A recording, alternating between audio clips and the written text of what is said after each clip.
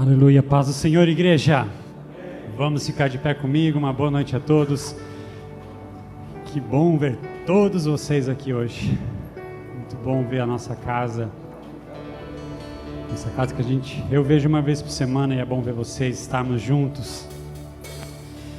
E eu quero começar esse culto chamando um pouco a nossa atenção para, vamos dizer assim, para um dos itens da nossa fé, uma das práticas do nosso cristianismo, que é a oração. A oração, eu percebo às vezes que a gente tem, não vou dizer a gente, muitas vezes eu me incluo nessas muitas pessoas, às vezes não tem dado o devido valor que a oração realmente tem, o poder que a oração realmente tem. Percebo às vezes que situações da vida a gente acaba tentando resolver por nós mesmos. Se dá errado, a gente tenta de novo e daqui a pouco, eu vou orar por isso.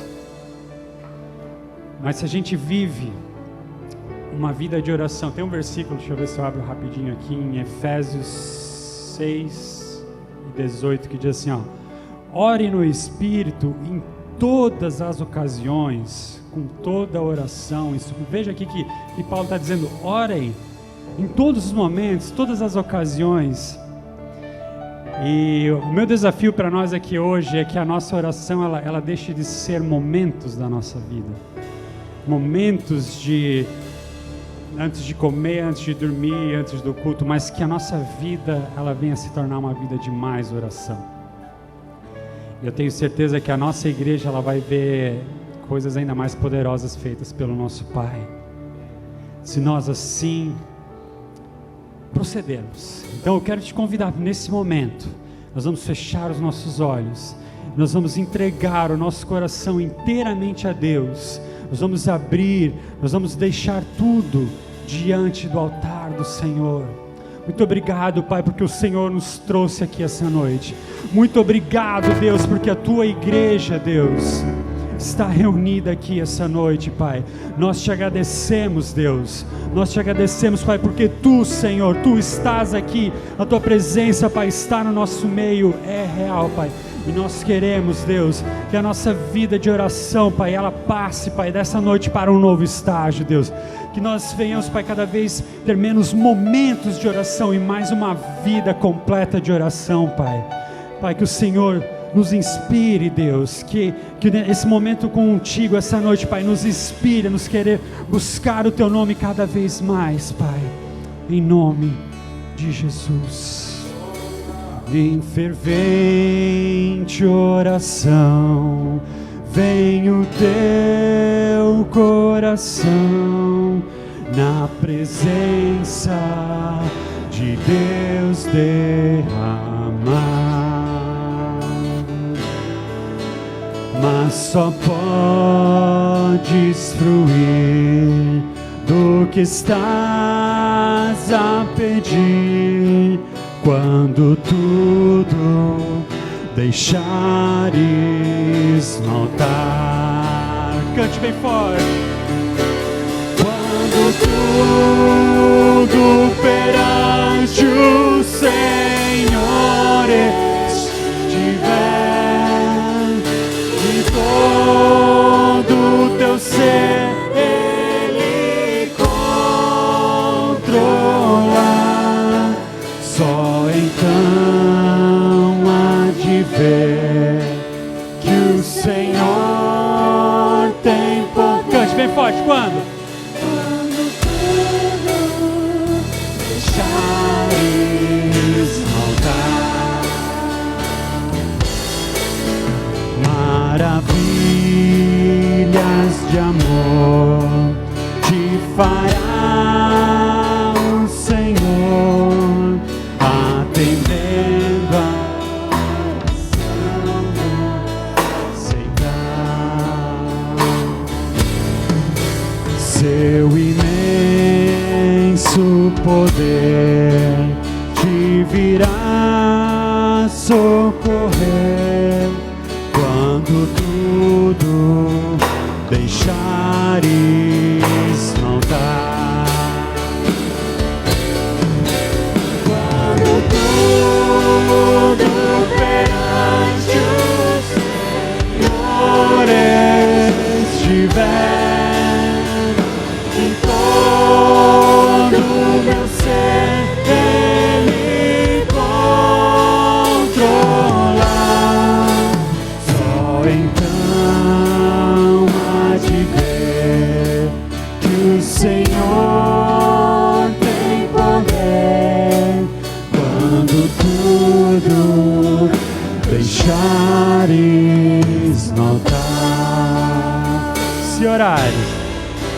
Se orares, porém, sem o teu coração, ter a paz que o Senhor pode dar. Foi por Deus no sentir que tua alma se abriu, tudo deixando não quando tudo perante o Senhor estiver, em todo meu ser Ele controla, só então que o Senhor tem poder quando tudo deixares notar. Aleluia, Jesus. Muito obrigado, Pai. E que isso, Pai, venha frutificar na nossa vida, Pai. Que isso venha crescer, Pai. Esse desejo de deixar tudo no altar e nos rendermos, Pai, em oração ao Teu nome, Deus. Aleluia, Jesus. Aleluia, Pai.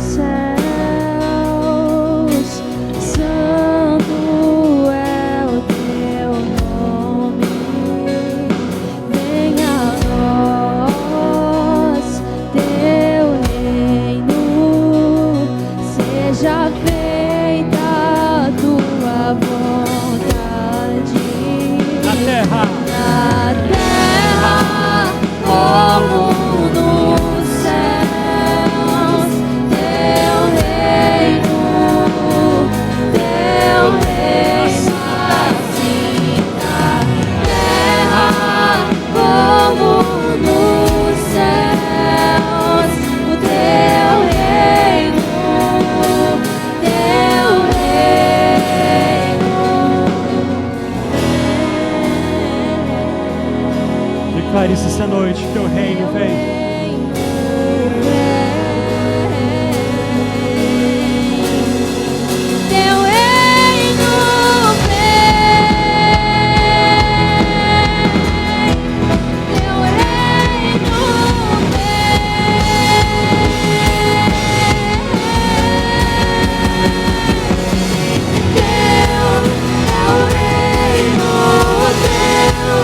O poder e tua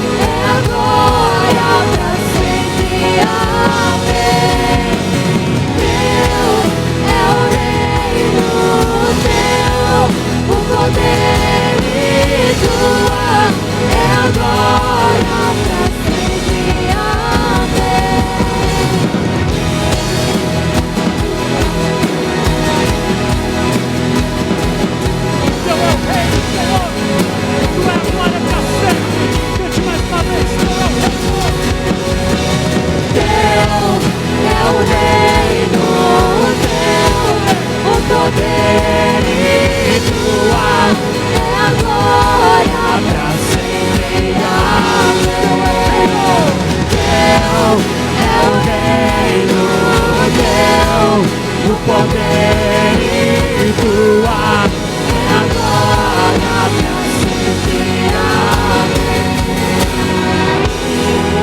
É o reino teu, o poder e tua é a glória pra sempre.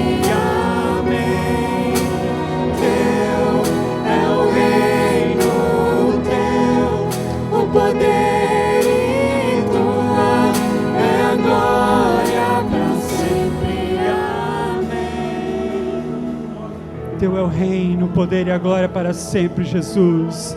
Aleluia, aplauda o nome do Senhor bem forte, aleluia, muito obrigado, Jesus. Aleluia. E quando a gente começa a entender essa vida de oração, trouxe essa canção que foi a oração que Jesus nos ensinou, a gente começa a ver as coisas acontecerem na nossa vida. Quando a gente começa a entrar cada vez mais a fundo nessa vida de oração com Deus, a gente vê a mão poderosa do Senhor se estendendo sobre nós. E essa próxima canção que nós vamos cantar, creia como uma palavra profética de Deus para a sua vida. Qualquer momento que você esteja passando nessa hora, talvez você perdeu o emprego, talvez o seu negócio não vai tão bem quanto ia antes. Eu sei que cada um de nós talvez passou por grandes desafios nos últimos meses, mas que essa música ela nos traga essa esperança que a palavra de Deus não muda, a bênção de Deus está sobre a nossa vida. Amém? Aleluia, Jesus.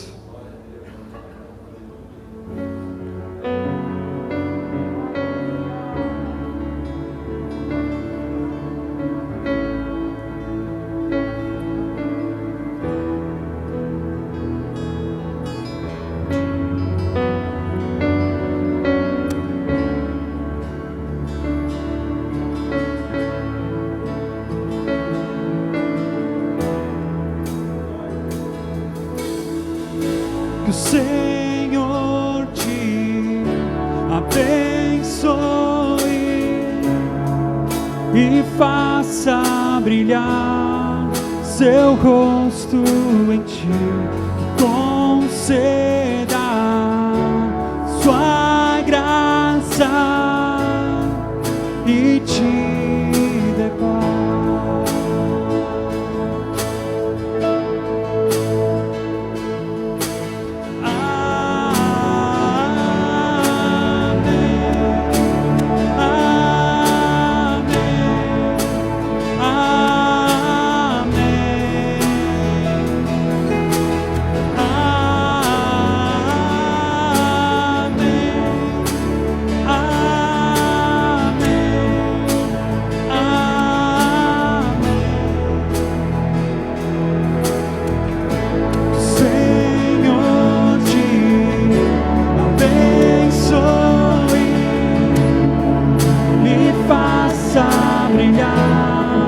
Seu rosto em ti, conceda sua graça e te dê paz.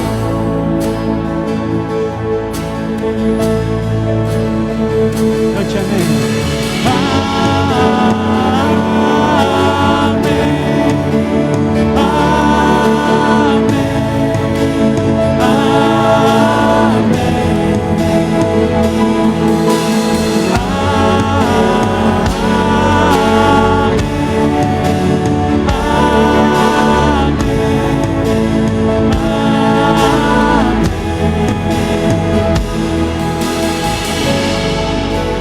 Creia que não importa a situação que você esteja passando, Deus está contigo e é por ti. Na tua entrada, na tua saída, no teu choro, no teu rir.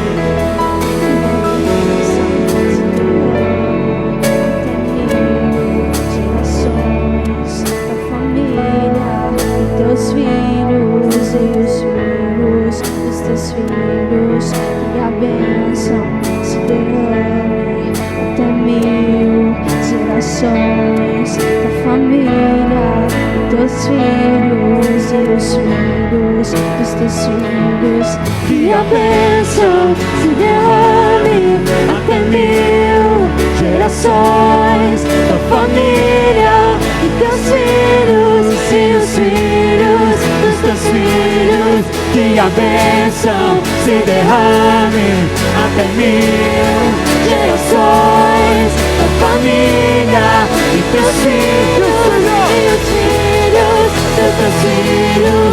Sua presença te acompanhe por detrás, por diante, do teu lado e em ti. É contigo,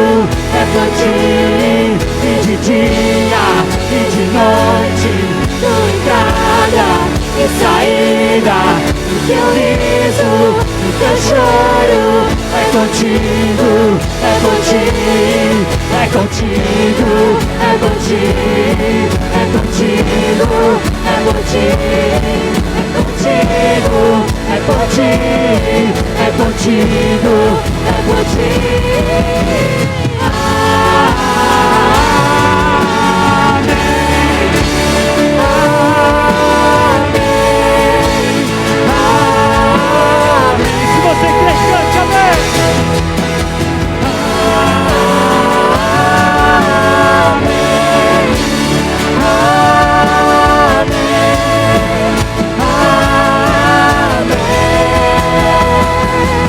Que a bênção se derrame até 1000 gerações da família e teus filhos e os filhos dos teus filhos. Sua presença te acompanhe por detrás, por diante, do teu lado e em ti.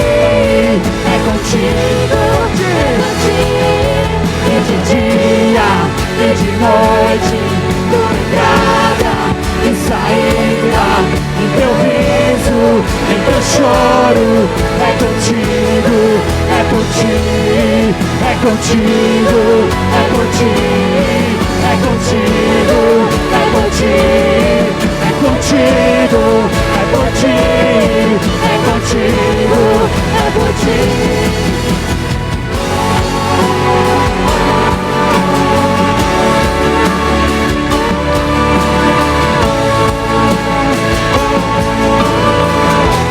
Cante mais uma vez também.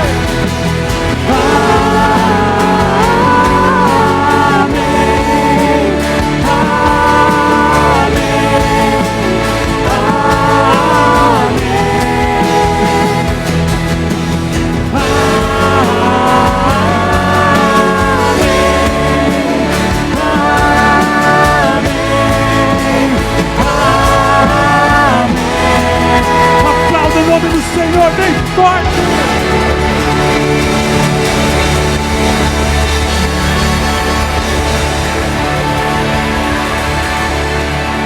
Amém, irmãos, glória a Deus.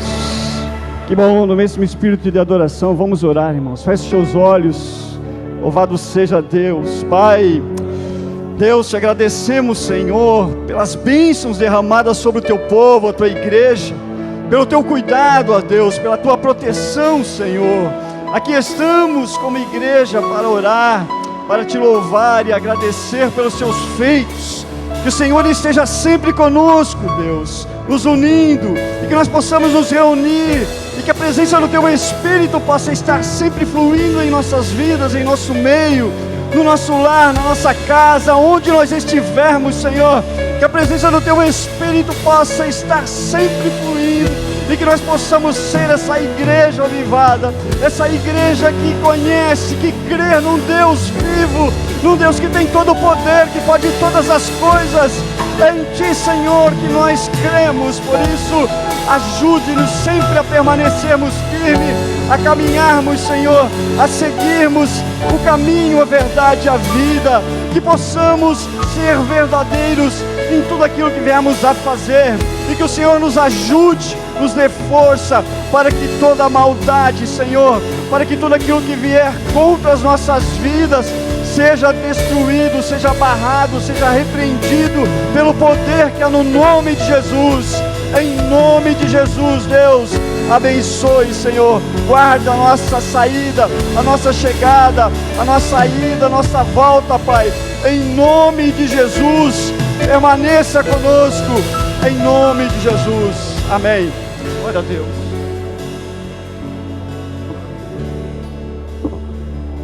Paz do Senhor a todos, amém? Aleluia, glória a Deus, como é bom poder estarmos juntos na casa do Senhor. Como é bom podermos estar reunidos em torno do nome do Senhor, em momento de comunhão junto com nossos irmãos, em torno do nome do Senhor Jesus. E uma coisa é certa, Ele prometeu estar presente se estivermos reunidos em torno do seu nome. E se Ele prometeu, Ele não deixa só na promessa, meu irmão, Ele está presente, amém? Aleluia! Abra sua Bíblia, Salmo 138. O assunto começamos aqui é a oração, e como é bom podermos entender o poder da oração, e que não possamos só ficar no conhecimento, mas aplique, meu irmão, aplique na sua vida durante essa semana. Faça um teste, comece a orar mais, vai ver como com certeza você vai ter com Deus uma aproximação maior, e as coisas vão ser diferentes essa semana. O Salmo 138 diz: eu te louvarei, Senhor, de todo o meu coração. Na presença dos deuses, a ti cantarei louvores. Inclinar-me-ei para o teu santo templo e louvarei o teu nome. Pela tua benignidade e pela tua verdade, pois engrandeceste a tua palavra acima de todo o teu nome. No dia em que eu clamei, me escutastes, atentaste-me, fortalecendo a minha alma. Todos os reis da terra te louvarão, ó Senhor, quando ouvirem as palavras da tua boca, e cantarão os caminhos do Senhor, pois grande é a glória do Senhor. Ainda que o Senhor é excelso, atenta para o humilde, mas o soberbo conhece-o de longe. Andando eu no meio da angústia, tu me revivificarás, e estenderás as mãos contra a ira dos meus inimigos, e a tua destra me salvará. O Senhor aperfeiçoará o que me concerne. A tua benignidade, ó Senhor, é para sempre. Não desampares as obras das tuas mãos. Amém? O Senhor é contigo, meu irmão. Aleluia! Esteja preparado, que o teu coração esteja preparado para receber a palavra. Meu irmão, não deixa que nada tire a tua atenção essa noite. Não perca o tempo. Aproveite bem, pois Deus quer falar contigo também. Gente, que alegria ver a igreja cheia, que alegria ver vocês. Rapaz, esse copo está assim, pedindo para cair aqui. Eu não sei porquê, mas tem dia que eu fico com medo. Tem dia que eu me aventuro. Abra sua Bíblia. Lucas, capítulo 16, verso 19 em diante. Há um ano exatamente atrás, eu falei sobre esse assunto aqui. Há um ano. Tem assuntos que são recorrentes, que o pastor precisa pregar pelo menos uma vez por ano. Você sabia disso, não? Tem assuntos que precisam voltar em pauta nos púlpitos. Eu sempre digo isso, que Jesus, ele falava muito. Ele dizia em verdade, para dar ênfase. Lembrai-vos. Lembrai-vos. Por quê? Porque nós esquecemos. Eu sei que eu vi alguns, gente, eu fiz questão de ver a foto do culto de um ano atrás, quando eu estava pregando sobre isso. E eu olhei para cada face que estava naquela foto, e eu vejo algumas aqui hoje de novo. E se eu for perguntar o que eu preguei há um ano atrás, a maioria de vocês, eu acho que 96, 97% não vai saber dizer o que eu falei. Por quê? Porque nós somos assim. A nossa mente, ela vaga. Ela não consegue captar tudo, ela não consegue guardar tudo. Por isso que nós precisamos ouvir de novo e ouvir de novo. Por isso que a palavra de Deus, ela se renova a cada dia. Ela precisa. Você já leu quantas vezes a Bíblia? Olha, já li, sei lá quantas vezes. Mas por que você lê toda vez e toda vez isso faz efeito? Porque você precisa disso. Meu irmão, se você comesse uma vez por ano, Você estava vivo? É óbvio que não. Mas poxa, você come arroz quantas vezes por semana, meu irmão? E por que você continua comendo arroz? Não enjoa ainda não? É que aquilo é sustento. Se você estiver com muita fome, você come arroz seco e aquilo lá vai ser um banquete para você. A mesma coisa é a palavra de Deus. Ela se renova, meu irmão. Você sempre vai precisar dela e ela sempre vai matar a sua fome, por mais básica que ela seja. E a mensagem de hoje não é nada básica, é daquelas mensagens difíceis de se engolir. Ai, Jesus! Mas ontem, eu estava planejando pregar outra coisa, e ontem o Senhor disse, não, fala sobre isso. A igreja precisa ouvir de novo, e a igreja precisa se mover nesse assunto. E o nome da mensagem hoje é Inferno, uma advertência de amor. Lucas, capítulo de número 16, e verso 19, diz assim: Ora, havia um homem rico, vestia-se de púrpura e de linho finíssimo, e vivia todos os dias regalada e esplendidamente. Havia também um certo mendigo chamado Lázaro, que jazia cheio de chagas à porta daquele, e desejava saciar-se com as migalhas que caíam da mesa do rico. Os próprios cães vinham lhe lamber as chagas. E aconteceu que o mendigo morreu, e foi levado pelos anjos para o seio de Abraão. Morreu também o rico e foi sepultado. E no inferno ergueu os olhos, estando em tormentos, e viu ao longe Abraão e Lázaro no seu seio. E clamando disse: Pai Abraão, tem misericórdia de mim e manda Lázaro que molhe na água a ponta do seu dedo e me refresque a língua, porque me estou atormentando nessa chama. Disse, porém, Abraão: Filho, lembra-te de que recebeste os seus bens em tua vida, e Lázaro somente males.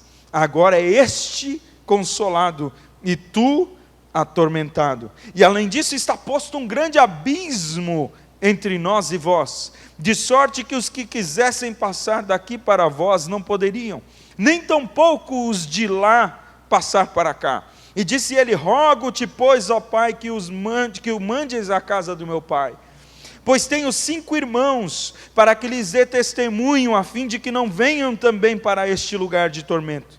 Disse-lhe Abraão: Tem Moisés e os profetas, ouçam-nos. E disse ele: Não, pai Abraão, mas se algum dentre os mortos fosse ter com eles, arrepender-se-iam. Porém Abraão lhe disse: Se não ouvem a Moisés e aos profetas, tampouco acreditarão, ainda que algum dos mortos ressuscite. Amém. Fala com a gente, Pai. Meu Deus, eu preciso da tua direção, eu preciso da tua graça, da tua unção, eu preciso, Senhor. Nós precisamos de corações abertos nessa noite. Deus, eu não conheço algumas pessoas que entraram aqui, e eu não sei o que todas essas almas sentem em si, Senhor. Eu não sei quais são as preocupações, eu não sei quais são os anseios, eu não sei, Senhor, qual é a base da vida deles, eu não sei aonde eles estão firmados. Eu sei, Senhor, que como cristãos, todos nós aqui temos certeza, ó Pai, de que o Senhor fala com a gente. Por isso, fala nesta noite mais uma vez, para que este momento, Senhor, ele possa ser aproveitado na tua presença. Em nome de Jesus. Amém. Ano de 1915, o mundo estava em guerra, Primeira Guerra Mundial, nunca havia sido visto algo daquela dimensão, mas ainda haviam alguns navios passageiros, o que era um grande risco, navio de passageiros num período de guerra. Você sabe que houve vários boicotes a navios e sistemas de transportes em todos os períodos de guerra por causa da questão de violência. Muitas pessoas poderiam ficar feridas no caso de uma bomba, no caso de um ataque. E havia um navio de passageiros que ele ainda estava transitando, chamado RMS Lusitânia. Se você for pesquisar, você vai conhecer. Foi um dos maiores naufrágios que a história já registrou. Você vai ver que esse navio de passageiros, ele estava transitando na costa britânica, na costa da Inglaterra, e por ali haviam vários submarinos alemães que eram os inimigos, e a Alemanha estava crescendo cada vez mais na potência com seus submarinos, destruindo muitos cargueiros que carregavam material de guerra, e infelizmente alguns carregavam passageiros. E os alemães, naquela semana do dia 7 de maio de 1915, eles colocaram um anúncio no New York Times, que eles abateriam os navios com muito mais força, com muito mais frequência.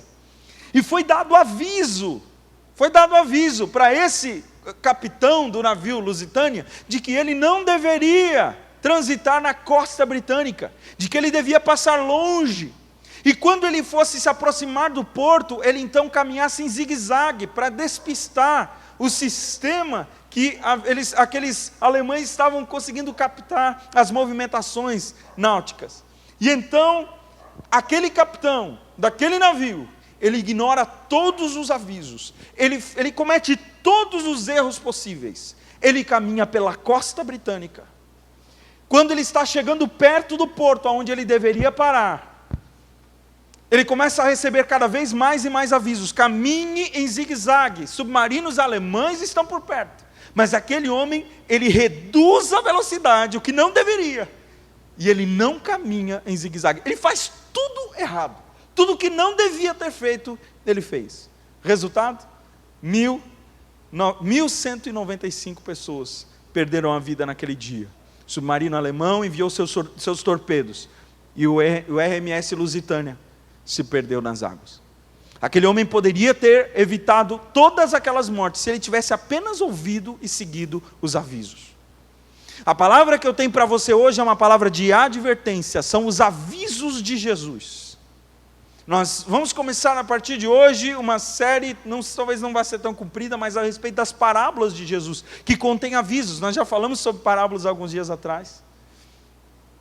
E nós vamos ver que esta parábola que nós vamos falar no dia de hoje, ela é uma parábola de muita advertência, e você precisa prestar atenção, e eu oro para que você não perca nada desta palavra.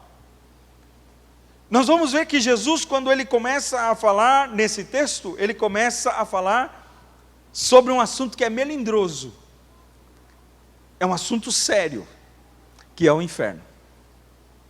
O inferno é um assunto sério.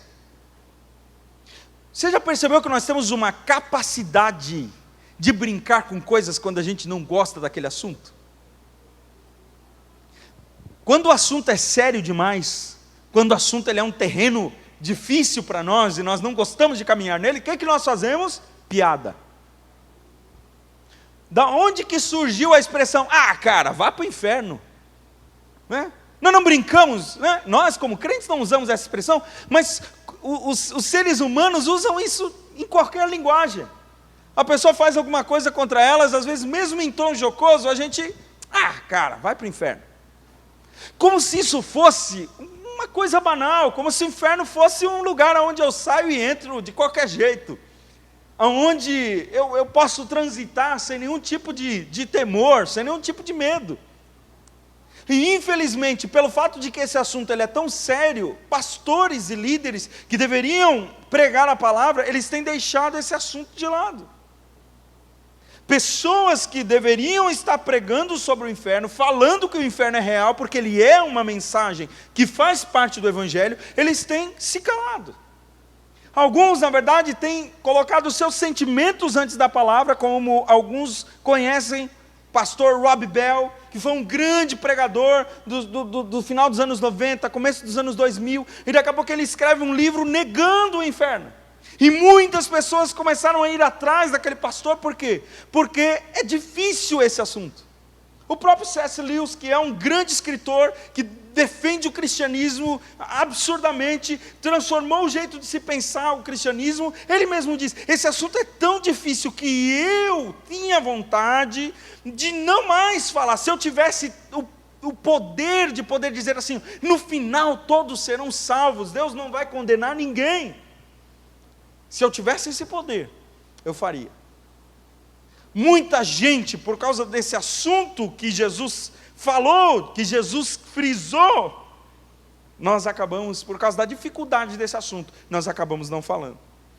E será que Satanás fica feliz com isso, meu irmão? Será que Satanás, porque uma das áreas que Satanás mais gosta de trabalhar é na ignorância. Porque quando eu trabalho na ignorância, quando eu mantenho as pessoas nas trevas, quando eu não trago a luz sobre determinado assunto, elas jamais temerão. Só que hoje aqui eu preciso dizer para Satanás que ele perdeu espaço. Na nossa igreja não. Na nossa igreja a gente fala toda a verdade, todo o evangelho, doa a quem doer, mesmo que seja em mim.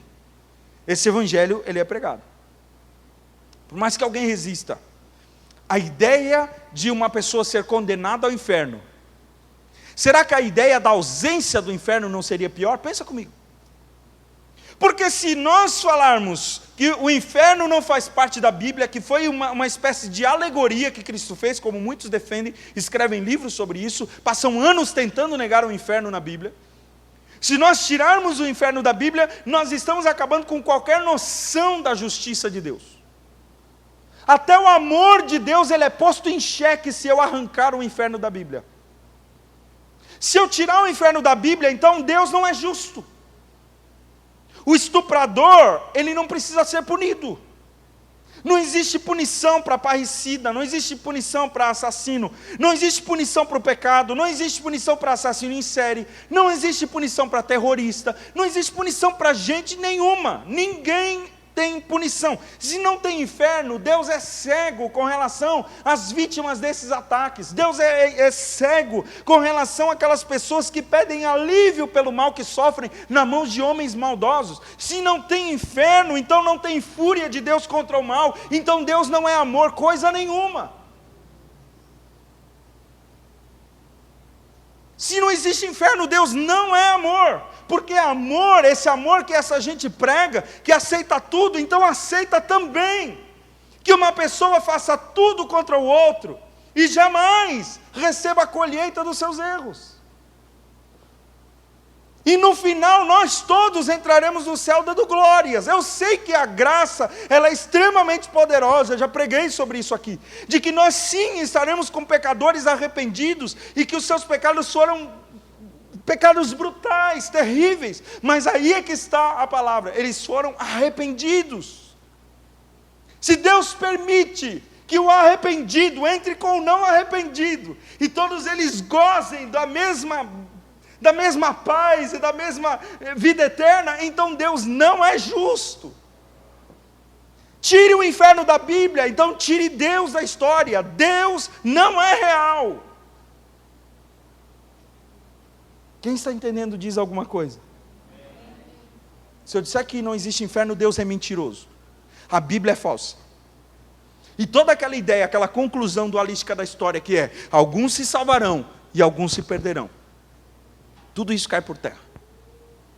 E aquela palavra de Jesus, que ele diz, olha, quem crer será salvo, quem não crer já está, então acabou. Jesus mentiu. Jesus não levou a sério as suas próprias palavras. Poxa, alguns dizem assim, não pastor, mas isso é coisa do Antigo Testamento, sabe, o senhor tem que se atualizar. Se atualize, pastor, isso é coisa do Antigo Testamento. O Deus do Antigo Testamento, ele era esse Deus punitivo, terrível. É mesmo?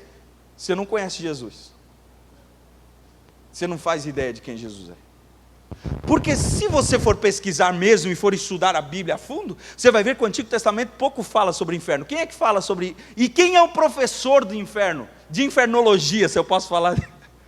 É Jesus. É Ele que ensina. 13% dos ensinamentos de Jesus são sobre o inferno. Gente, se Ele deu mais do dízimo dos seus ensinamentos falando só sobre o inferno, é porque esse assunto tinha alguma importância.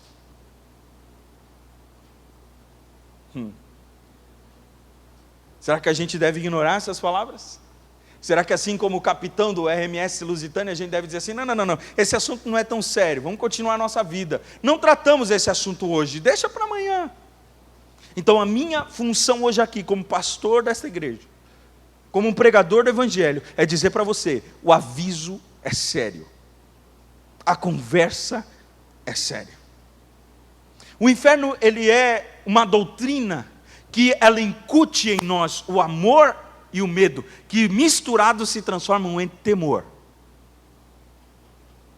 Eu sempre digo isso, que temor é amor misturado ao medo. Tem crente que se escandaliza com isso, que ele pensa que temor é só um respeito, é só uma reverência. Irmão, vamos lá, Eu amo minha filha. Minha filha está ali, é uma menina querida, amada, dou minha vida por ela 5.000 vezes. Mas a minha filha, muitas vezes, eu digo para ela, faça isso, filha. E eu sei que aquilo que ela precisa fazer é para o bem dela, mas ela vai lá e diz que não vai fazer. Alguns dos pais estão se sentindo bem em casa com relação a isso. Ela não faz. E sabe o que eu tenho que fazer? Eu tenho que colocar uma carga sobre ela, dizer assim, ó, filha, se você não fizer isso, o papai vai castigar você. Não se preocupe, eu não faço nada abusivo. Mas eu digo, o papai vai ter que castigar você. Então, às vezes, e quase sempre funciona, diante do castigo que ela vai sofrer, o que ela diz? Tá bom, eu faço.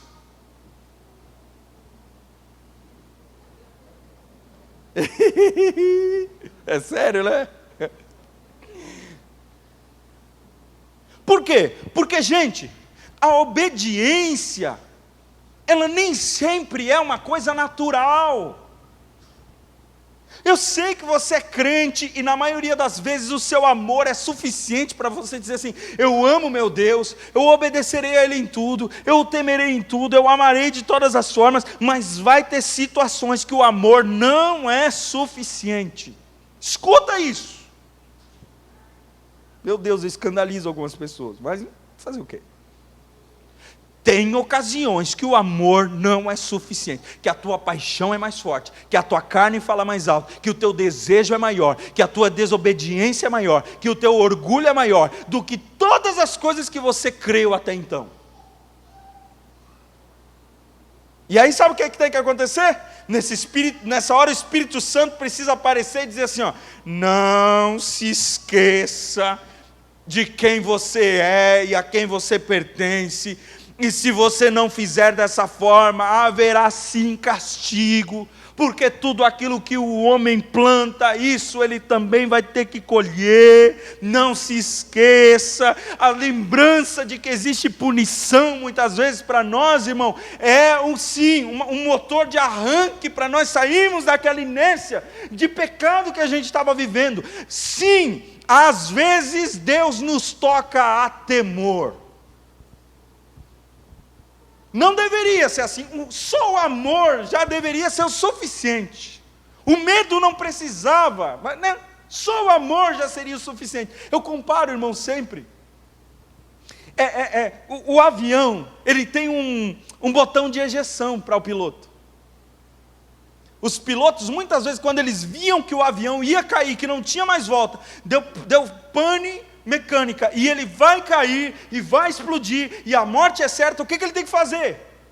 Se não funciona o principal, se não funciona a via normal, que é para fazer um pouso tranquilo, o que eu vou fazer? Eu puxo o botão, aperto o botão, e aquele botão, além de estragar o avião, além de machucar às vezes, por causa da força que faz, mas é uma forma de pelo menos eu sair ileso daquele acidente.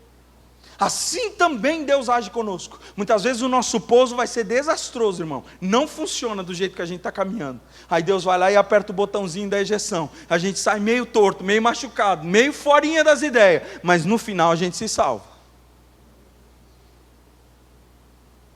Deus às vezes tem que pegar a gente, ó. Porque assim como a ejeção não é o sistema, não é a via normal, mas ela salva a vida. Assim também, o medo não é o sistema normal. Deus quer ser amado, mas muitas vezes Ele vai usar de um botão de ejeção, chamado medo, para que nós possamos voltar para Ele. Eu sei que o Espírito Santo já está falando com alguém aqui, de que você até hoje resistiu à palavra de Deus, e a palavra de hoje vai colocar medo em seu coração, temor em seu coração, para que você possa se voltar para Deus e saber, Deus é justo, Deus jamais vai fazer a sua palavra cair por terra. E aí nós entramos na nossa parábola de hoje. Meu Deus, tudo isso foi só a introdução. O rico e o Lázaro, o céu e o inferno. Jesus começa contando assim: havia um homem rico, se vestia de púrpura e de linho fino, e vivia no luxo todos os dias. Esse homem, ele é um ricaço da sua época. Só o fato de Jesus dizer que ele se vestia de púrpura, os reis se vestiam de púrpura. Para um rei conseguir se vestir de púrpura, ele tinha que ter muito recurso. Uma pessoa normal jamais conseguiria se vestir de cor púrpura, de roupas de cor púrpura, porque a púrpura ela era retirada do fundo do mar. Era algo caríssimo. Esse homem se vestia de púrpura, de linho fino, o melhor da roupa estava nele. Jesus vai dizer que esse homem vivia no luxo todos os dias. Eu fico pensando na comida que esse homem comia, nos prazeres que esse homem tinha. E a Bíblia diz que enquanto ele está vivendo tudo isso de um lado, do outro lado do portão está um homem. E a Bíblia usa a expressão portão. Havia um portão que dividia entre ele e um outro homem, que recebe nome, Lázaro ou Eleazar, aquele a quem Deus favorece, a quem Deus abençoa.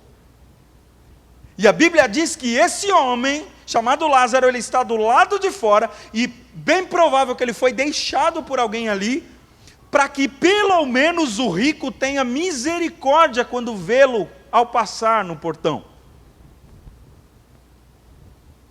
O rico comia todas as comidas caras que ele poderia. O Lázaro, que é o mendigo, não come nada. A Bíblia diz que, pelo contrário, ele deseja comer as migalhas que aquele homem tinha na sua mesa. Naquela época não existia guardanapo, então as pessoas limpavam, faziam bolinhas com o pão para limpar a mão. E aquela bolinha se tornava imprestável para se comer, é óbvio. Então eles jogavam para os cães. Esse Lázaro desejava saciar-se com essas migalhas, essas bolinhas do pão que servia de guardanapo para a boca e para as mãos sujas de quem comeu. Mas nem isso ele tinha, porque a Bíblia ainda diz que os cães, eles saíam para fora do portão e vinham lamber-lhe as chagas. Era como se os cães não estivessem satisfeitos de comer pão e vinham para comer as feridas que esse homem tinha devido à sua doença.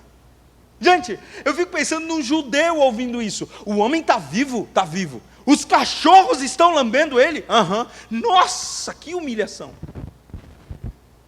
Pois é assim que esse homem vive.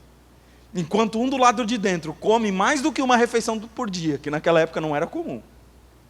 Do lado de fora tem alguém que está só esperando uma migalhinha. E aí vem o veredito. E gente, o veredito vem para os dois. A Bíblia diz que chegou o dia em que Lázaro morreu. E os anjos o levaram para o seio de Abraão. E chegou também o dia em que o rico morreu e foi sepultado. E ele foi no lugar dos mortos. E lá ele estava sendo atormentado. O pobre que não tinha nada, agora tem tudo. E o rico que tinha tudo, agora não tem nada. E ele começa, já que ele não tem nada, ele começa a clamar pelo menos uma gotinha de água. Você vai ver isso. Pelo menos uma gota de água. E olha as expressões que esse homem usa. Você pode depois frisar na sua Bíblia. A Bíblia diz que ele diz que sofria muito no mundo dos mortos. Que ele estava sofrendo muito naquele fogo. E que a Bíblia diz que agora Lázaro está sendo consolado no seio de Abraão, que é um lugar de descanso. E esse homem está sendo atormentado. Ele mesmo chama o lugar onde ele está de lugar de tormento. Toda célula da sua alma, cada fibra do ser, sendo atormentada. E até que ele diz: Pai Abraão. Gente, ele não aguentava mais. E aí ele clama: Pai Abraão, pede a Lázaro que molhe o dedo na água e refresque a minha língua, porque eu estou sofrendo muito neste fogo. Gente, talvez você nunca parou para pensar nessa frase: Pai Abraão, pede a Lázaro que... Enquanto eu estudava e pensava nesse texto, eu pensava muito nisso. Gente, quem é que chamava Abraão de pai? Você lembra? Os judeus. Aqueles que criam na aliança de Deus. Aqueles que eram crentes. Os caras que tinham pedigree. Então ele usa no inferno a carteirinha de membro da igreja dele. Pai Abraão, tu é meu chapa, cara. Sou gerado de ti. Sabe, Isaac, Jacó e tal. Eu sou filho do fulano de tal, que veio do fulano de tal, que veio do fulano de tal, porque ele sabia a genealogia toda, eles eram ensinados desde criança. Pai Abraão, tu é louco, homem? Olha para mim aqui, eu sou teu filho. Olha a Assembleia de Deus aqui, ó. Eu sou da Bleia, cara, tu não está me reconhecendo. E mais, pai Abraão, pede a Lázaro. Eu sempre tive servo, viu? Eu sempre tive gente que me servia. Pega esse cara mendigo aí que está perto de você e pede para ele que me sirva. Pede para ele que ele molhe o dedinho dele lá na água e depois lança ali para eu poder pegar uma gotinha. Que arrogância, gente. Eu estou no inferno, estou sendo atormentado, mas Lázaro ainda está em condição de mendigo. Porque inferno não melhora ninguém, é mentira que existe purgatório para melhorar as pessoas. O inferno só evidencia o caráter que essa pessoa já vivia enquanto estava em vida. Se fosse assim, eu desejaria que fosse assim. Que uma pessoa morresse, passasse pelo purgatório, fosse melhorada, e depois ela pudesse então entrar no céu e dizer, olha, eu melhorei, viu? Não, o inferno não cura ninguém. O inferno só deixa claro o que aquela pessoa realmente era. E o que esse homem era? Um arrogante. Porque pensar que Lázaro, mesmo estando no seio de Abraão, mesmo estando com Abraão no lugar de honra, ele pensa que ainda assim Lázaro deveria servi-lo.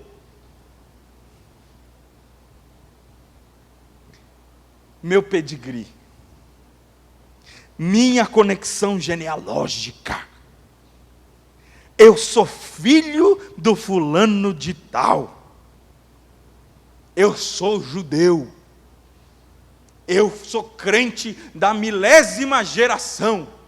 Meu pai foi fulano de tal. Nada disso interfere. Inferno não tem pedigree.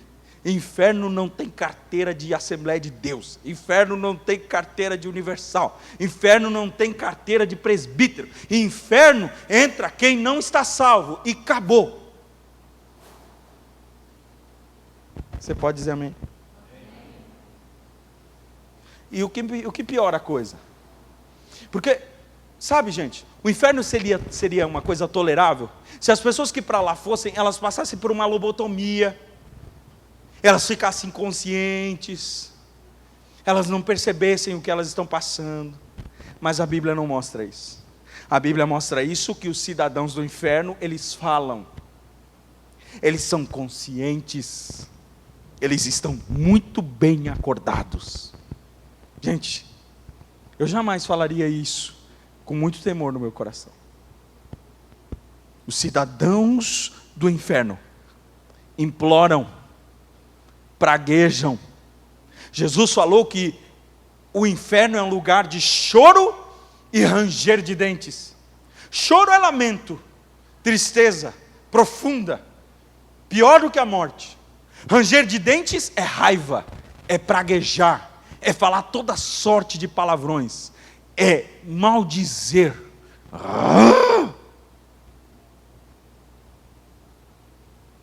As pessoas que estão lá, elas estão conscientes, se lamentando, e quando elas não estão lamentando, elas estão bufando de raiva. Contra quem? Contra aquele que um dia ofereceu para elas o braço da salvação. Não haverá gente dormindo no inferno. Não haverá gente em coma no inferno. Todos estarão despertos. E mais, esse homem, em nenhum momento ele diz: eu não merecia estar aqui. Quando a gente era criança, quando se falava no inferno, muitas pessoas pregavam assim: vai ter gente que vai perguntar, por que eu, Senhor? Por que não a Mariazinha? Porque ela era pior do que eu. Você via que ela cortava a ponta do cabelo? Não. Ninguém vai dizer isso lá no inferno. Todos aqueles que entrarem no inferno vão ter consciência do porquê lá estão. Deus não deixará essas pessoas no escuro. Elas saberão o porquê elas lá estão. E isso dá raiva. Isso não vai gerar nelas um arrependimento, como muita gente pensava. Não. Não tem arrependimento no inferno. Tem raiva. Oh, Jesus. Pior. Como dizia o Dante Alighieri, né? Na Divina Comédia, quando ele fala sobre o inferno, ele diz que na porta do inferno tem uma placa que diz assim, ó: percam todas as esperanças, vós que aqui entrai. E é verdade. Porque não tem mais chance de sair. A Bíblia chama o inferno de lugar de tormento eterno. Bem, está na Bíblia. Jesus mesmo falou em Mateus capítulo 25, quando ele fala sobre a divisão que haverá no final dos tempos, ele diz: uns irão para o castigo eterno, mas os justos irão para a vida eterna. Aionios vai ter uma vida eterna e vai ter um castigo eterno. É a mesma palavra, aionios. Assim como o nosso Deus é eterno, como Paulo usa também, Romanos capítulo 16, é a mesma palavra para inferno eterno, céu eterno e Deus eterno. Você crê que Deus vai durar para sempre e sempre? Amém? Então você também crê que o inferno vai durar para sempre e sempre. Isso é o que mais precisa fazer com que o crente não perca o seu tempo. Porque tem gente que pensa: não, vai ser só um tempinho, sabe? Eu aguento a parada. Eu já vi pessoas dizer assim: que Deus me mande para o inferno então, porque ir para o céu junto com aquele lá, eu não vou. Você não faz ideia do que é o inferno. Você ia pedir para morar 1000 anos com essa pessoa.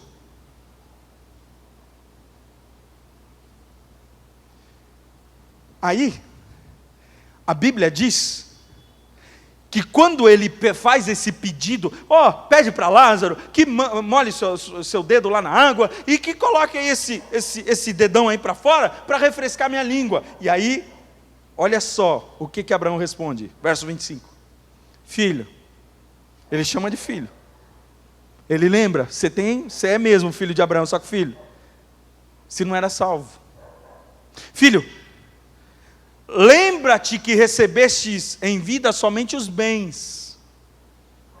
Só que você não fez nada com os bens que você recebeu. E Lázaro recebeu somente o mal.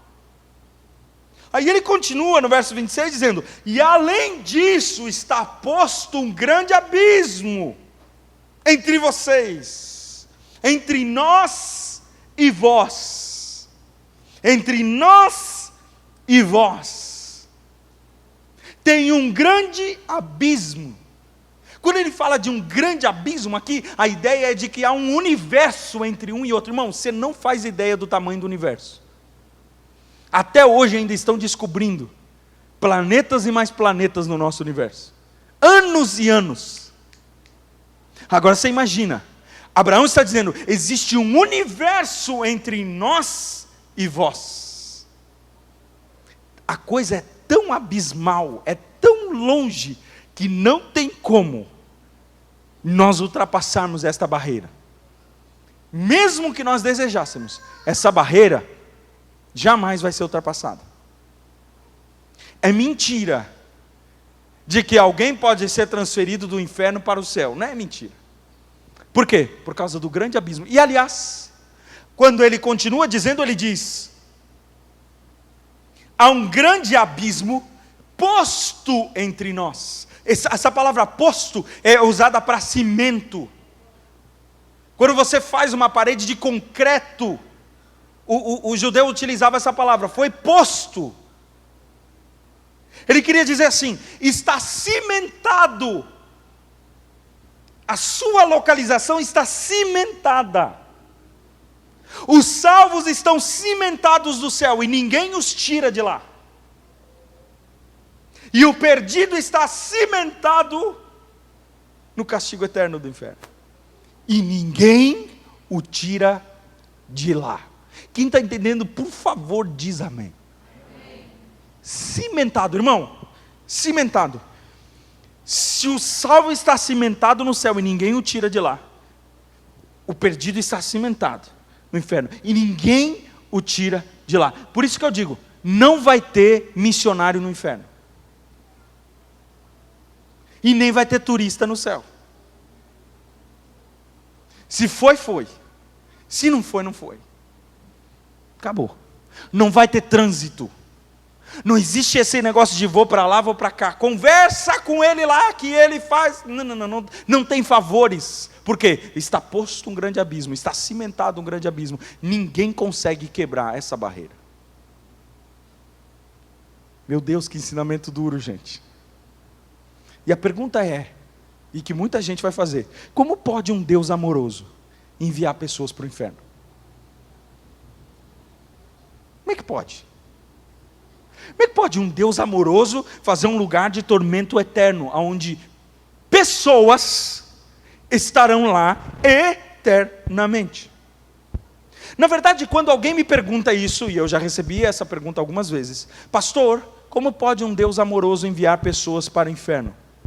A palavra, a afirmação que está por trás dessa pergunta é: se eu fosse Deus, o inferno não existiria.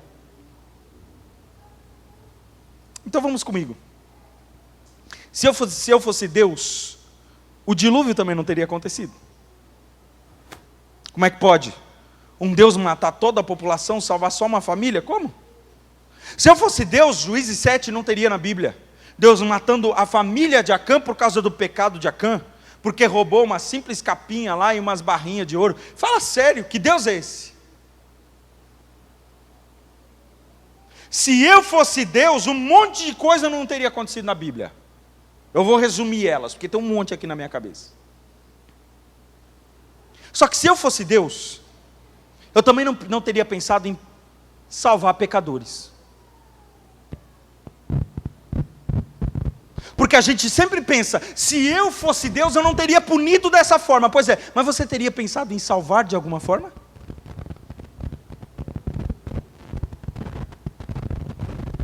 Tem alguma coisa aqui.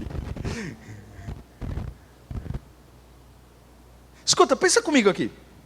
Se eu fosse Deus, eu enviaria minha filha. Será que eu enviaria minha filha para morrer no lugar de um monte de traste, gente que não presta para nada, gente que não valia um tostão, só fazia o mal e amava cada vez mais o mal, e além disso, não vir para esse mundo de um jeito real, de um jeito bonito. Vem para esse mundo nascendo de uma virgenzinha de 13 anos, que mal sabe a vida, nasce no meio de um lugar fedorento, no meio de animais, passa por todo o processo de criança, cresce, sofre as dores que o mundo traz, sabendo que o final vai ser cruz.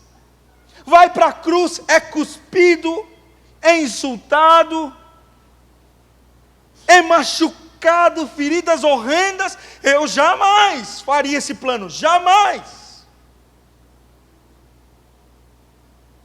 É verdade, se eu fosse Deus, não teria punido, mas se eu fosse Deus, também não teria salvado.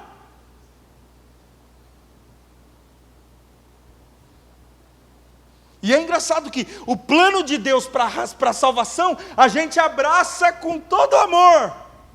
Mas o plano de Deus para punição, a gente rejeita. Irmão, se você ama a salvação, então você também tem que amar o plano todo, que é salvação para os que creem, condenação para aqueles que rejeitam. Meu Deus, eu preciso, olha o tempo que eu estou levando para botar na sua cabeça. Deus não deixou de amar. O inferno é sim uma declaração de amor. Sabe por quê? Porque naquele dia Deus não vai enviar pessoas para o inferno. Como assim, pastor? O senhor acabou de falar, não. Deus não vai enviar pessoas. Deus vai enviar pecadores que não se arrependeram. Do you understand me? Não, vocês não entenderam nada. Vou repetir. Naquele dia, vamos lá, voltando. Naquele dia, Deus não vai enviar pessoas para o inferno. Deus vai enviar pecadores que não se arrependem. Porque se a gente usa a expressão pessoas, parece que a gente está falando de pessoas que não são culpadas. Parece que são pessoas que nunca fizeram nada. Pessoas inocentes. Pessoas neutras. E a palavra de Deus, ela não diz que essas pessoas que são condenadas, elas são neutras. Pelo contrário, elas são cientes. Não haverá pessoas inocentes. Deus conhece o coração de cada um. E mais, o inferno ele é uma prova do amor de Deus por nós, por quê? Porque todo aquele que rejeita a Deus e diz, não quero que seja feita a sua vontade, Deus está dizendo, ok, então que seja feita a sua vontade.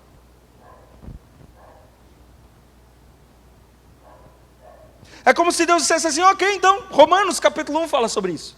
Se perca então, eu entrego você ao máximo da sua perdição.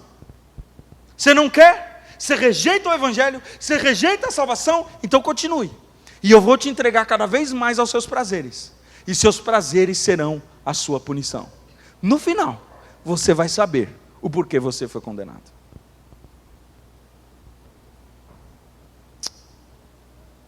Aí, gente, a história de Jesus dá uma viravolta. Do nada, o rico faz um pedido. Verso 27. Ele diz assim, rogo-te, pois, que o envies ou o mandes para a casa de meu pai. Manda quem? Quem que ele manda aqui? Que ele está pedindo para que mande? Lázaro de novo. Não vai mandar Lázaro me dar uma aguinha? Então manda ele lá para a casa dos meus irmãos. Olha que fervor missionário que bate nesse cara. Tudo bem, já que eu estou aqui atormentado, não vai ter nenhuma gotinha de água para mim, então assim, salva minha família primeiro. Manda Lázaro para lá. Porque eu tenho 5 irmãos. 5 brothers. E esses 5 irmãos precisam saber disso. Que há um céu e que há um inferno. Que coisa incrível que acontece nesse homem. O cara antes não pensava em Deus, não pensava em nada. Ele só sabia que ele tinha um pai Abraão. E que ele era um cara filho da promessa. Agora ele vira um missionário. Manda para minha casa, mas é primeiro para minha casa. É primeiro na minha, porque lá eu tenho 5 irmãos. E eles precisam saber disso. E a resposta de Abraão para ele é a qual? Eles têm Moisés e os profetas, que eles o ouçam. Sabe o que Abraão está dizendo aqui? A expressão Moisés e profetas era como se resumisse todo o Antigo Testamento. As escrituras da época de Jesus. Jesus não leu o Novo Testamento. Jesus leu o Antigo Testamento. Quando Abraão está dizendo, eles têm Moisés e os profetas, que eles ouçam, ele está dizendo assim, eles já têm tudo o que eles precisam para saber de que existe céu e inferno. Ninguém, por isso que vou repetir essa afirmação, não haverá inocentes no inferno. Todos receberão a palavra de alguma forma ou de outra, e é a manifestação da palavra ou a rejeição à palavra que define condenação ou salvação.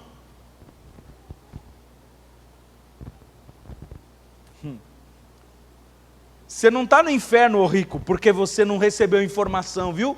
Você está no inferno porque você rejeitou a informação. Deus está falando com alguém aqui essa noite, eu sei disso. Você não será condenado por falta de informação. Porque tem gente que lê, mas nunca transforma o seu coração. Tem gente que se aplica a estudar, mas continua vivendo uma vida contra a vontade de Deus. Se enche de teologia, nada contra, precisamos estudar. Mas essa teologia não se transforma numa vida prática. Antes de estudar teologia, vá buscar perdão dos seus pecados. Antes de discutir sobre calvinismo e arminianismo, vá ver se você já venceu os seus pecadinhos de estimação. Antes de você discutir coisas sobre Espírito Santo, sensacionismo e outras coisas da Bíblia, vá ver se você é pelo menos um salvo. Meu Deus, tem que dar nessa quina aqui, ó.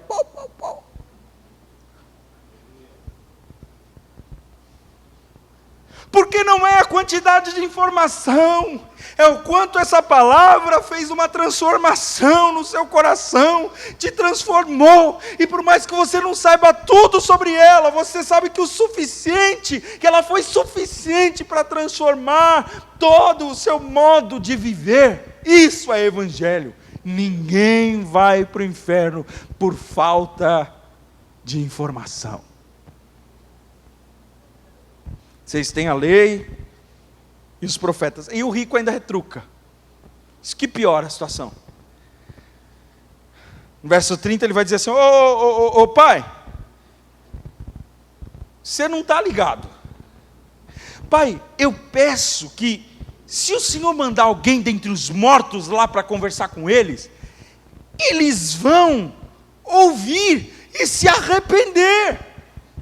Gente, olha o que está por trás dessa frase. Essa mensagem que está sendo pregada, ela é básica demais. Ela é assim, tipo, é mais do mesmo, entendeu? Faz alguém ressuscitar dos mortos, aparece lá, tipo, milagrão de Jesus. Milagrão. Se tu fizer um milagrão, aí essa gente aceita o evangelho. Ai, que piada que contaram para a igreja brasileira, de que o milagre chamava as pessoas à salvação. Mentiram para vocês.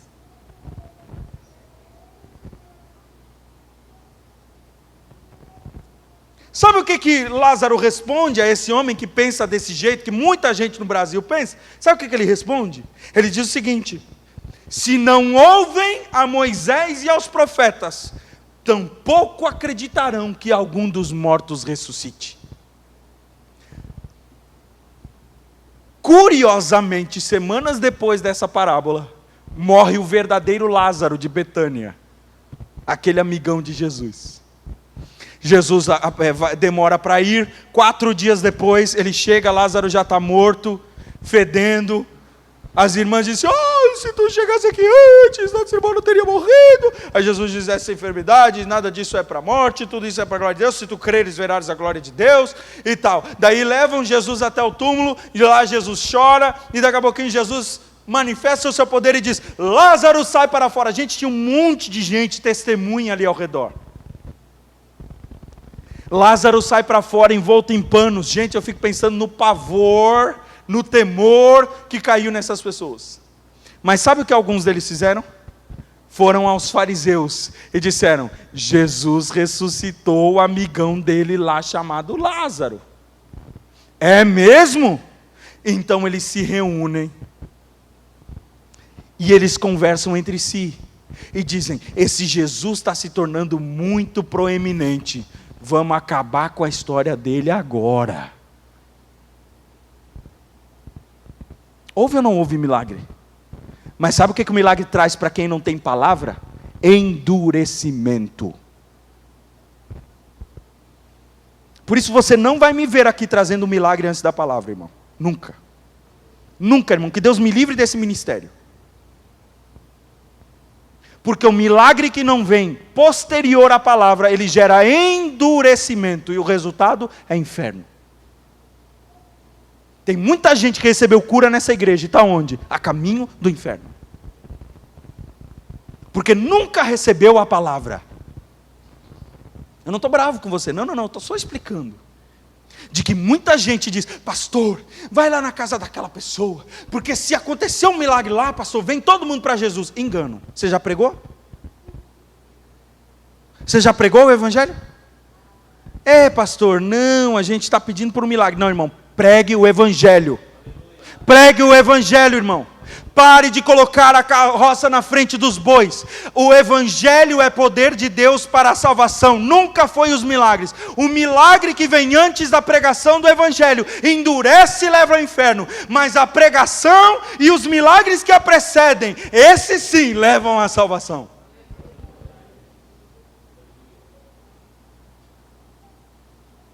Aí se reuniram, disseram: vamos matar Jesus.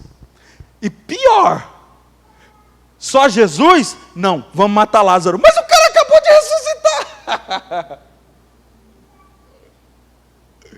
Mas vamos matar ele também, para acabar com essa história de milagre.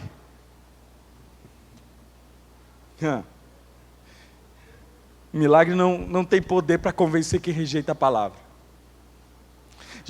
O Abraão aqui está nos mostrando que Jesus ressuscita com grande poder, que é um milagre. 3 dias na sepultura ressuscita. E o que os sacerdotes, os romanos fazem? Pagam os seus soldados para falar para todo mundo que Jesus foi roubado, o corpo de Jesus foi roubado. Sabe por quê? Endurecimento. Ele ressuscitou? É verdade. Mas vamos mentir? Vamos. Tá, mas não foi um milagrão? Foi. Mas a palavra não entrou.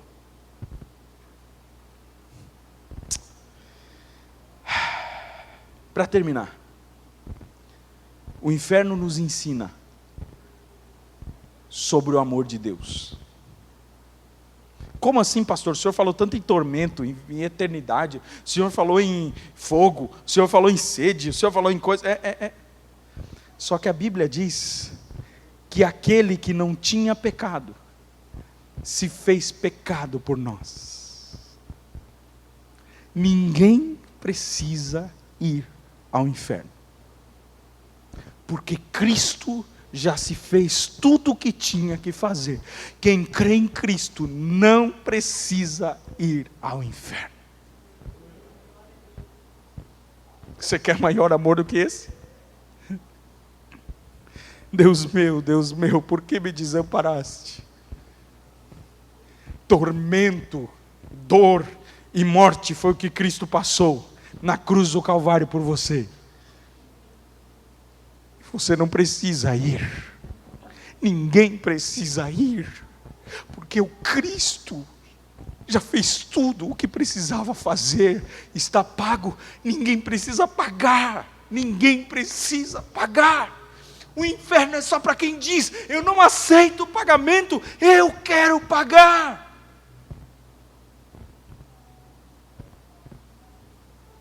Fica de pé, eu quero orar com você. Eu não sei.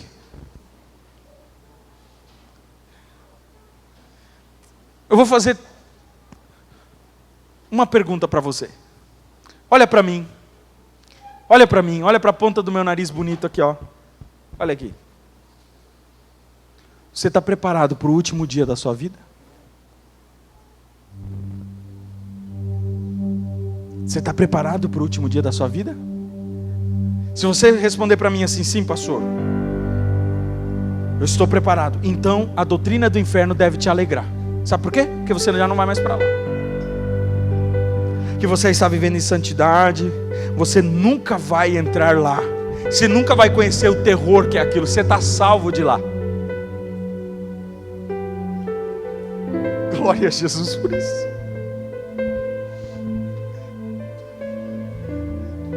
Num tempo que muita gente dizia: rapaz, você cuida, senão você vai para o inferno. Rapaz, eu estou agarrado no pé de Jesus, lutando, pedindo misericórdia, me santificando, jejuando, orando. Eu não preciso temer o inferno, gente. O inferno não é o temor, o terror do inferno não é para quem se agarrou em Cristo. Então hoje é noite de você se consertar com Cristo, porque a gente nunca sabe quando é o último dia.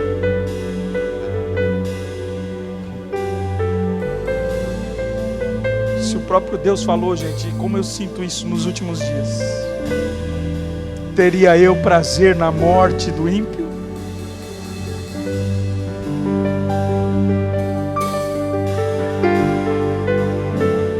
Não me agrada antes vê-lo se desviar do seu mau caminho e viver.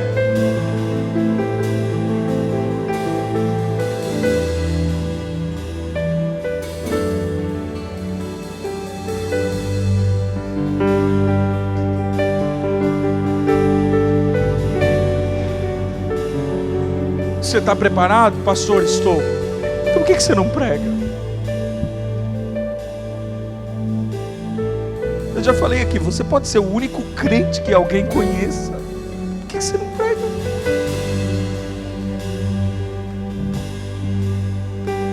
Sabe, a gente espera as notícias chegarem. Morreu,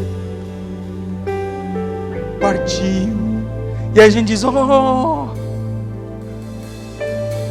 essa doutrina tem que ser pregada assim, irmão. Você não vai chegar e dizer: você está indo para o inferno. Mas tem jeito e mais jeito de nós dizer assim: existem dois caminhos, a verdade é essa. Eu estou te advertindo, como amigo que sou, como alguém que te ama. Deus quer te usar para a salvação de pessoas. Não omita o evangelho, não omita a palavra, não omita.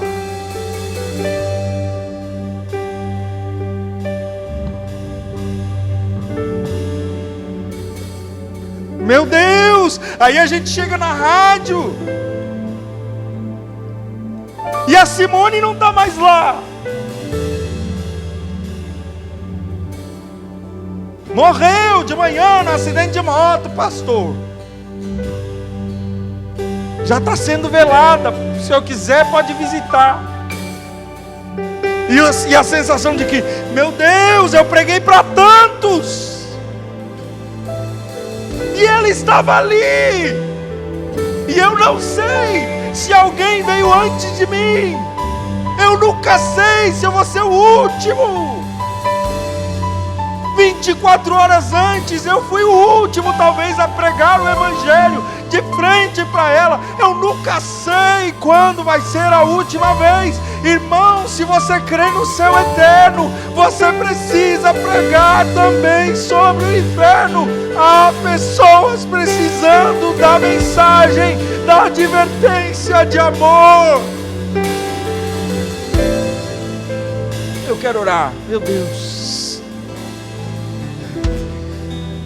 ó Deus, ó Deus, as pessoas passam todos os dias pela nossa vida, todos os dias, e muitas delas, Senhor, estão indo a passos largos para a condenação eterna, se não houver uma intervenção do Teu Espírito através da palavra. Essas pessoas continuarão na sua rebeldia, pensando que não é importante pensar sobre o céu. E a Tua igreja, Senhor, está dormindo, se concentrando em coisas, Deus, a Tua igreja, Pai, no Brasil, se concentrando em briga política. Pessoas se concentrando em ganhar dinheiro, pessoas se concentrando em ter uma boa vida, pessoas se concentrando, ó Deus, em ter sossego na aposentadoria. E o destino de milhares de pessoas que jamais ouviriam se alguém não lhes pregasse. Ó Deus, ó Deus, ó Deus, ó Deus, ó Deus, dá uma unção de amor pelos perdidos da tua igreja, Senhor. Porque o perdido senta no sofá do nosso lado. Porque o perdido trabalha na mesma máquina que nós. Porque o perdido frequenta a mesma academia que nós, a mesma escola que nós. Porque o perdido, ó Deus, ele hoje está no mesmo ambiente que nós. Mas naquele dia estarão, Senhor, divididos por um abismo que não tem comparação. Ó Deus, enquanto eles estão conosco, nos ajude a falar da advertência do amor. Eu oro por esses que aqui vieram, Senhor, porque há alguns aqui que não têm certeza da sua salvação. Eles não creem se estão em Cristo ou não. Eu oro para que hoje, Pai, haja uma conversão no coração deles, para que eles possam se agarrar a Cristo, largar sua vida pregressa, os seus pecados, se humilhar diante de Ti e saber que em Ti há perdão, há misericórdia. Tu jamais negaria isso a nós. A Tua palavra diz que aquele que vier a Ti, de maneira nenhuma Tu lançarás fora.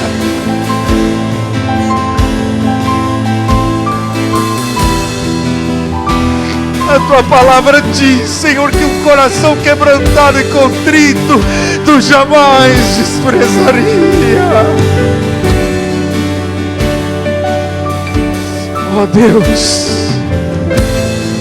ó Deus, nós queremos aguardar aquele dia sem nenhum temor, ciente de que nós temos vivido para Ti e pregado para a salvação dos perdidos. Por isso a nossa alma clama, venha, Senhor. Nós não temos medo do Teu retorno. Venha, Senhor. Se for pela morte, nós iremos. Se for pela Tua vinda, nós iremos. Nós não temos temor, Senhor, dos últimos dias. Nós não temos temor do último dia. Pelo contrário, nós aguardamos porque sabemos o descanso que teremos junto a Deus. Nós sabemos o que nos espera junto ao céu. E ainda que aqui nós somos como mendigos, Senhor, que nem migalhas de pão podemos ter para comer, e os cães nos humilhavam lambendo as nossas chagas, lá no céu nós seremos recebidos com um banquete diante dos anjos de Deus. Eu creio nisso e eu aguardo esse dia. Vem, Senhor Jesus, vem, Senhor Jesus, vem, Senhor Jesus.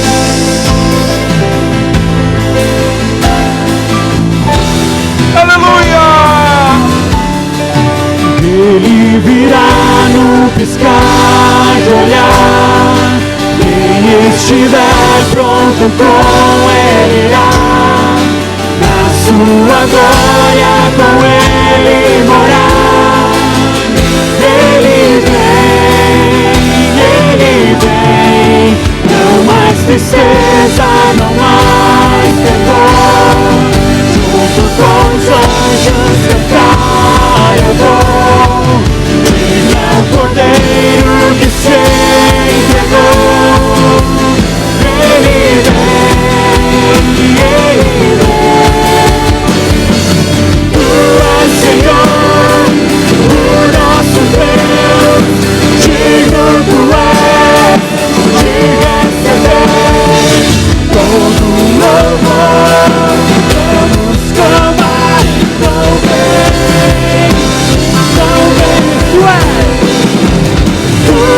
Senhor, o nosso Deus, digno tu és de receber todo louvor. Vamos clamar, então vem. Aleluia, aleluia. A tua alma tem alegria, irmão, com esse dia que está chegando. A gente tem alegria com esse dia que está chegando. Mas a gente não pode deixar as pessoas para trás. Vamos pregar o Evangelho, irmão. Põe no teu coração essa semana de pregar o Evangelho. Fale todo o Evangelho. Não tenha medo, irmão. As pessoas vão fugir. Elas estão querendo isso, irmão. Elas estão querendo, irmão. E sabe, nunca foi você. Eu não sei de onde que a gente tirou a ideia de que, puxa, eu não sei falar, irmão. Nunca foi você, irmão. A palavra de Deus tem poder. Irmão, a palavra de Deus tem poder, irmão. Não depende nunca do teu argumento. Se algum de nós aqui dependesse do nosso argumento, irmão, ou do argumento daquele que nos pregou o Evangelho, nós não estaríamos aqui. Alguns de nós, irmão, somos salvos em cultos onde a pregação, irmão, foi uma coisa muito, muito, muito simples. Tão simples que talvez o letrado, aquele que conhecesse mais, talvez estivesse zombando no seu coração. Mas o que te salvou não foi o poder da palavra, da letra, foi o poder do Evangelho que vem de Cristo, que é salvação para aquele que crê. Irmão, é simples demais. Pregue. Amém? Nós vamos encerrar. Pastor Joel, vem fazer essa oração final. E eu vou lá para a porta para dar um soco em vocês, né? Porque eu fiquei bem feliz de ver você nessa noite, viu? Nosso culto continua sendo assim: louvor, palavra, comunhão e amém, né? Deus abençoe vocês em nome de Cristo Jesus. Uma ótima semana. Vamos orar. Pai, nesse momento, Senhor, diante de Ti, nós estamos, Senhor, e nós te pedimos, Senhor, uma semana abençoada a cada um. Tu conhece, Senhor, o coração e a vida de cada um. Que essa palavra, Senhor, continue falando aos nossos corações. E, Senhor, que possa produzir o arrependimento que precisa ser feito, Senhor. Nós te louvamos, te agradecemos, Senhor, e te pedimos, guarda cada um. Protege, Senhor, durante essa semana. Dá uma semana abençoada, Senhor. Aqueles, Senhor, que precisam, Senhor, tomar decisões, que possam ter a sabedoria dos céus, Senhor, para tomar as decisões conforme a Tua vontade, Senhor. Guarda e protege, Senhor. É o que te pedimos em nome de Jesus. E que o amor de Deus, a graça do nosso Senhor Jesus Cristo e a comunhão do Espírito Santo possa ser com todos. Você pode dizer amém? Estamos despedidos em nome de Jesus.